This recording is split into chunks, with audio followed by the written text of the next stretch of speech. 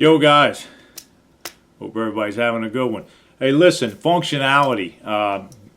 Doing movements in the gym that are not only going to keep you from getting injured, but give you the best chance at making results. And I'll tell you what I'm talking about real quick. Before I do, I hope you go down and subscribe to the channel. Check me out on Facebook, I1Fitness on Facebook, Twitter, at I1Fitness, Instagram, and also on Tumblr now. I would appreciate it if you guys would hook me up with the support if you haven't already. The ones that have, I love you. But anyway, real quick about functionality, and I'll tell you why I'm talking about this, because what I've learned over time is you've got to do movements in the gym that are not only functional for gains, but functional for your particular anatomy, man. I can't stress that enough, because what happens is, we're all shaped differently. We all have a different anatomy. We're built differently. For me, I'm 6'4". I'm tall. I have a completely different kind of physique than somebody who's 5'5" or whatever the case may be. It doesn't matter. You need to be able to kind of go inside and understand yourself and how you're built. Look at yourself in the mirror. There's plenty of mirrors usually in the gym, and figure out how you functionally move. Because I think a lot of times what happens to people, and it's one of the reasons we get injured. In fact, we learn the lessons. I've got a shoulder that bothers me, and I think a lot of that happened early on in my training. I think it was when you start out. Sometimes, for one, don't go too heavy, because you might be able to pick up the weight and you might think, wow, I can lift this. But early in the beginning, you're not going to have the stabilizers and things like that necessary to really support it and balance yourself with it.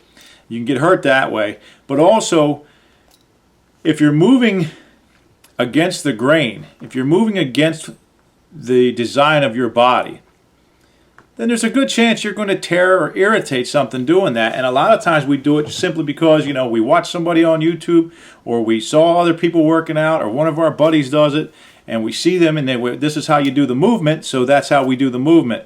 And we do it and put ourselves in a compromising position. Sometimes it might just be a hair this way or a hair that way. It doesn't have to be a major adjustment.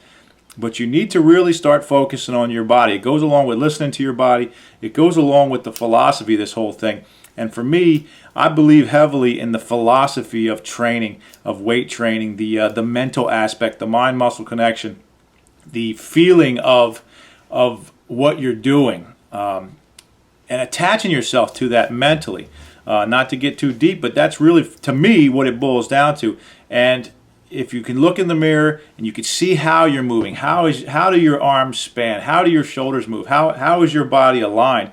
Because if you move along those axes, for example, if you're doing side lateral raises, and you can look in the mirror and you can put your chest out and get your shoulders back and move your arm in a lateral position, what is the best functional position for you, to where you feel like it's not only going to help you make gains in those particular muscles, but not hurt you twisting the wrong way? You don't have to go with the common typical protocol all the time that says, oh, turn your thumbs down like you're pouring something, this and here. If you're turning your thumbs down in a lateral raise and your shoulder is uncomfortable, then you shouldn't do it.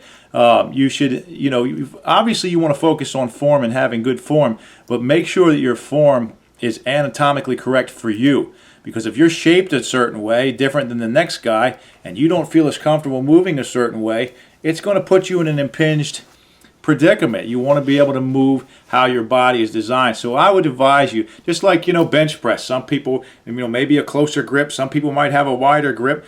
For me, I don't come all the way to my chest. And a friend of mine commented on that one day. He said, aren't you going to touch your chest? Well, I'm a tall guy with long arms.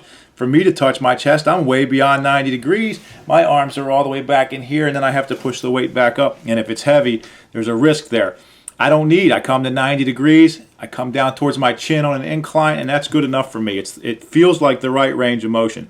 So, one, consider the range of motion that you're using as it pertains to your body, and consider the angles that you're using as they pertain to your body. And I think you have a good chance of avoiding injury and also maximizing the gains you can get for a particular body part, just because you know how you move. It's important to know how you move. It's important to know how you think. Attach your mind to your body, and I guarantee you've got a good chance at making nice gains injury-free. So anyway, guys, don't forget to go down here and subscribe. I'll talk to you soon. Drive it.